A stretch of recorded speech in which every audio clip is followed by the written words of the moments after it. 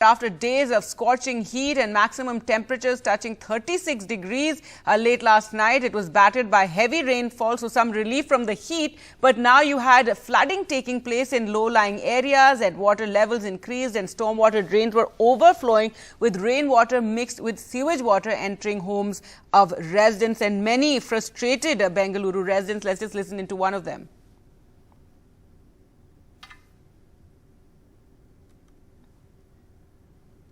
All the underpasses and all these roads has gone in a very pathetic condition, and we can't even survive. The people who are driving in a cars or a two-wheeler, we are like putting our life in our hands and driving.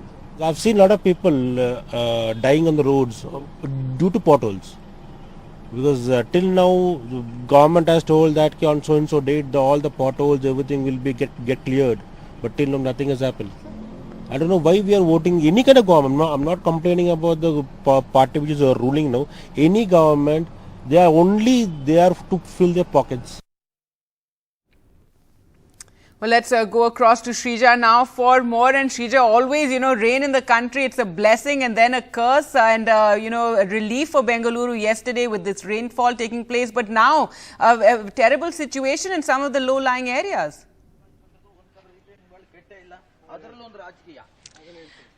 Well, just one spell of rain and we see in the capital city of Bengaluru where the entire infrastructure collapsing.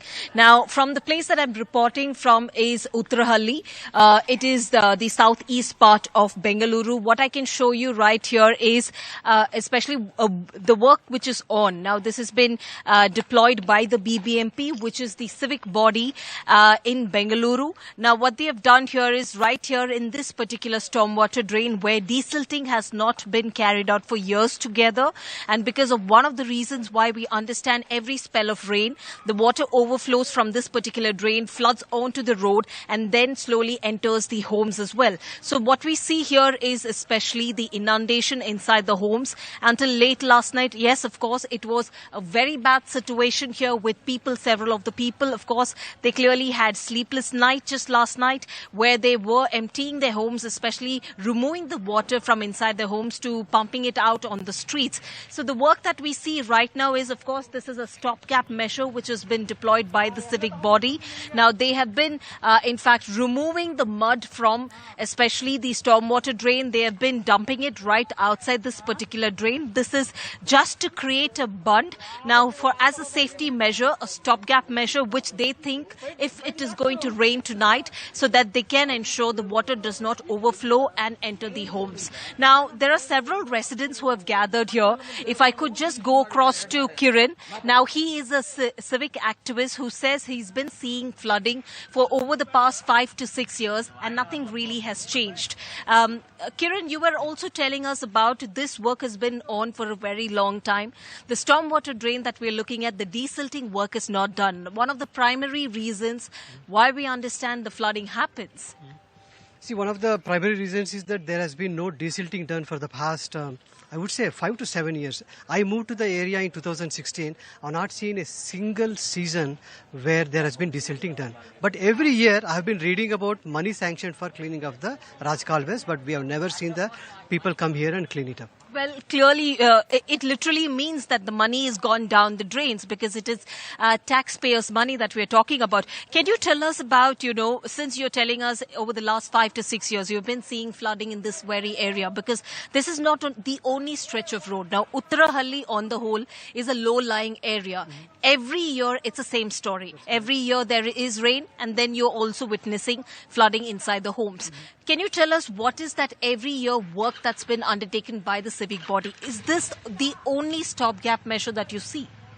Well, I think the biggest flood that happened was in 2013, where a lot of people, saw a lot of loss of property. And then 2016, 2017, 2019, 2020, and now in 2022, you have seen in the span of 3 weeks, we have had 3 floodings. Okay, so nothing's really changed over the past few years, like you just pointed out, where Mr. Kiran telling us over the past 3 weeks they have seen constant flooding. Even these past 3 weeks, nothing really is been done by the civic body. Well, this is not just a story from one particular stretch of road or one particular pocket of Bengaluru. There are several areas like even Chandra Layout, several underpasses that have been seeing flooding. And what we did, of course, witness late last night was vehicles that have been stranded on the streets. That's because of the flooding, and people wading through the water because they clearly did not have their way through from one point to the other. So this is the story as far as capital city Bengaluru. Right. So much so that we see where, we have the politicians, we have the civic body, and also the officials saying that they have sanctioned so much money for all the kind of developmental work that takes place. This is the situation that we witness. And just one spell of rain leading to this situation. Thanks so much, Shrija, for getting us the latest from there.